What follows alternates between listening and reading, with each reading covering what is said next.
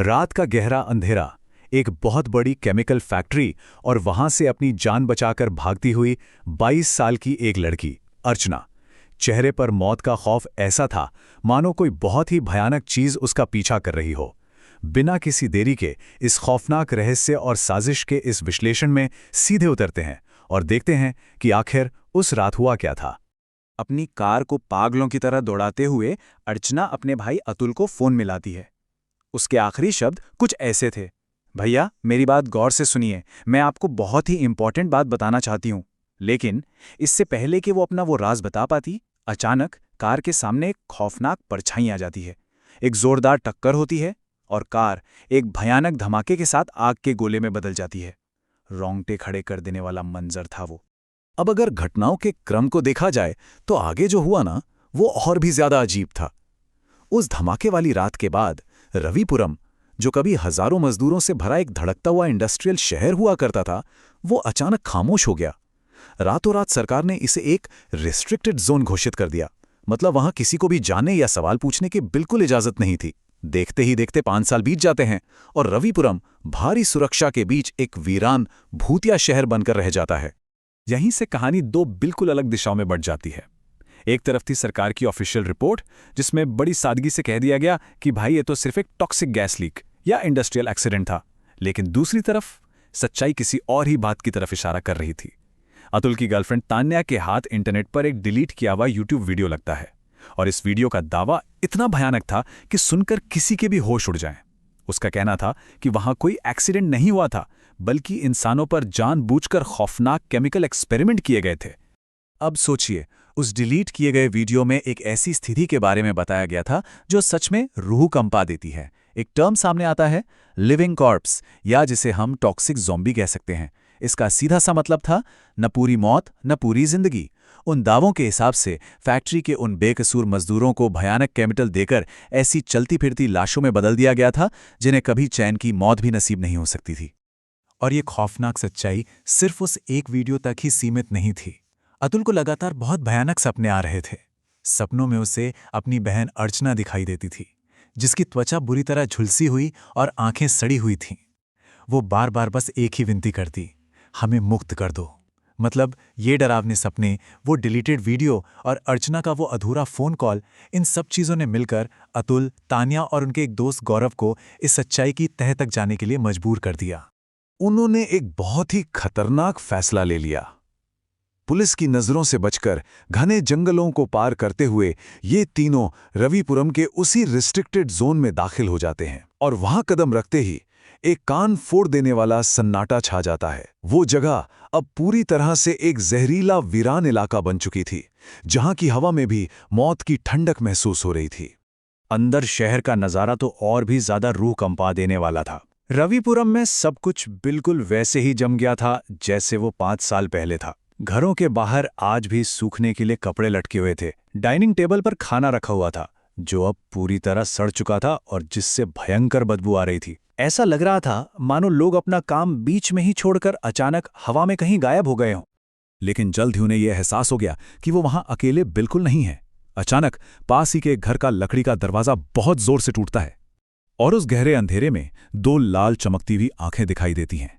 फिर बाहर निकलती है एक बेहद भयानक आकृति, जिसका मांस जगह जगह से फटा हुआ था और आंखों से लगातार खून बह रहा था। इसके बाद जो हुआ वो बस पलक झपकते ही हो गया। उस अमानवीय जीव ने बड़ी फुर्ती से तान्या पर हमला कर दिया। अतुल और गौरव ने उसे बचाने की पूरी कोशिश की, लेकिन उस जीव के अंदर किसी शैतान जैसी ताकत थी।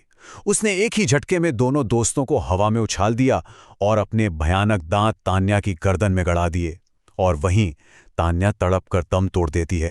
सच बताएं तो वहां अपनी दोस्त को खोने का दुख मनाने का भी वक्त नहीं था। पूरे शहर की हर गली से वैसी ही खौफनाक आवाजें गूंजने लगी थीं, मानो वो जीव अपने बाकी साथियों को भी शिकार के लिए बुला रहा हो। अपनी जान बचाने के लिए अतुल और गौरव पूरी ताकत से वहां से भागते हैं और सामने दिख रही उसी मुख्य केमिकल फैक्ट्री के जले हुए खंडरों में छिपने के लिए घुस जाते हैं। लेकिन फैक्ट्री के अंदर का नजारा बाहर से भी कई गुना ज्यादा खौफनाक था। वहां चारों तरफ जली हुई काली लाशों का ढेर लगा हुआ था। और तभी इस पूरी दास्तान का सबसे डरावना पल सामने आता है। जमीन पर पड़ी वो जली हुई लाशें अचानक हिलने लगती हैं, उनकी उंगलियां कांपती हैं, सड़ी हुई आंखें खुलती हैं और वो एक एक करके उठ खड़ी होती हैं। वो सब के सब अब ज़ॉम्बी बन चुके थे। जब मौत बिल्कुल सामने खड़ी थी और बचने का कोई रास्ता नहीं दिख रहा था, तभी अंधेरे से एक जानी पहचानी आवाज आती है, यहां आ जाइए। वो कोई और नहीं बल्कि अतुल की बहन अर्चना थी। लेकिन वो अब इंसान जैसी बिल्कुल नहीं दिख रही थी। उसका चेहरा बिल्कुल उन खौफनाक सपनों जैसा ही था। वो भी संक्रमित हो चुकी थी, लेकिन अपनी गजब की इच्छा शक्ति के कारण उसने खुद को खून पीने वाले राक्षस में बदलने से रोक रखा था। यहीं पर अर्चना उस फार्माटेक कंपनी की पूरी खौफनाक साजिश का पर्दाफाश करती हैं। इस पूरी साजिश की शुरुआत हुई थी रोजगार के झूठे वादों से, जिसके जरिए बेकसूर लोगों को वहां बुलाया गया था। फिर नई दवाइयों की रिसर्च के नाम पर उन इंसानों को ज़ॉम्बी में बदला जाने लगा।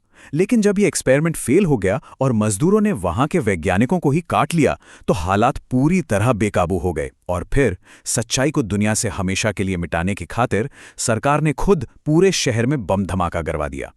अर्चना का दर्द उसके शब्दों में बिल्कुल साफ झलक रहा था। उसका कहना था, मेरे शरीर के अंदर खून नहीं बल्कि केमिकल बह रहा है। वो सिर्फ अतुल को ये सच्चाई बताने का इंतजार कर रही थी। और इसके साथ ही उसने एक बहुत ही खौफनाक चेतावनी भी दी। अगर इन जीवों को इसी शहर में खत्म नहीं किया गया तो वो बहुत जल्द इस रिस्ट्रिक्टेड जोन को पार कर जाएंगे और बाहर की पूरी दुनिया को भी तबाह कर देंगे। अब इस पूरी तबाही को रोकने का सिर्फ एक ही रास्ता बचा था, और प्लान बहुत ही ज्यादा खतरनाक था। सबसे पहले फैक्ट्री के बेसमेंट में जाना था, जहां राघव नाम का एक बेहद चालाक ज़ॉम्बी रहता था। वहां से टॉक्सिक गैस वाले कैप्सूल को चुराना था, फिर जीवों की उस भीड़ से बचकर बाहर निकलना था और उस कैप्सूल को तोड़ देना था। इससे जो गैस निकलती वो उन सभी संक्रमित जीवों को हमेशा के लिए जलाकर राख कर देती। बिना एक भी पल गंवाए अतुल और गौरव उस अंधेरे बेसमेंट में उतर जाते हैं और वहां उनका सामना होता है राघव से। राघव कोई आम ज़ॉम्बी नहीं था। वो इंसानों की तरह सोच और बोल सकता था, जो उसे सबसे ज्यादा खतरनाक बनाता था। इससे पहले कि दोनों वो कैप्सूल लेकर वहां से भाग पाते, राघव ने झपटकर गौरव को पकड़ लिया और अपने दांत उसकी गर्दन में गड़ा दिए। अपने दोस्त गौरव को वहीं तड़पता छोड़ अतुल किसी तरह वो कैप्सूल लेकर फैक्ट्री से बाहर निकलने में कामयाब हो जाता है। लेकिन बाहर का मंजर दिल दहला देने वाला था। उसे चारों तरफ से ज़ॉम्बीज ने घेर लिया था, और सबसे भयानक बात तो ये थी कि उस भीड़ में सबसे आगे उसके अपने दोस्त तान्या और गौरव खड़े थे, जो अब खुद खून के प्यासे राक्षस बन चुके थे। ये सब देखकर अतुल अंदर से पूरी तरह टूट चुका था। तभी उसे फैक्ट्री के दरवाजे पर अर्चना दिखाई देती है। अपनी जिंदगी के उस सबसे मुश्किल पल में अर्चना अपने भाई को आखिरी आदेश देती है।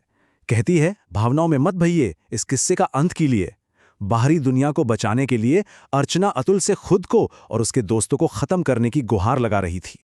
और अतुल ने भारी मन से वही किया जो उसे करना था। कांपते हाथों से उसने उस गैस कैप्सूल को पूरी ताकत से जमीन पर पटक दिया। एक जोरदार धमाका होता है और उसमें से निकला काला जहरीला धुआं पूरे शहर में फैल जाता है। पलक झपकते ही उन सभी संक्रमित जीवों और उस पूरे भूतिया शहर में भयंकर आग लग जाती है। रविपुरम और उसका वो काला सच दोनों हमेशा के लिए राख के ढेर में दफन हो गए।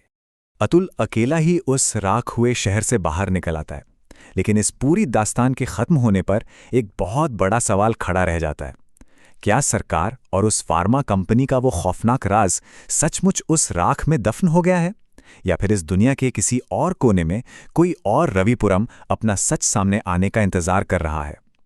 इस रहस्यमय विश्लेषण में हमारे साथ बने रहने के लिए बहुत बहुत धन्यवाद।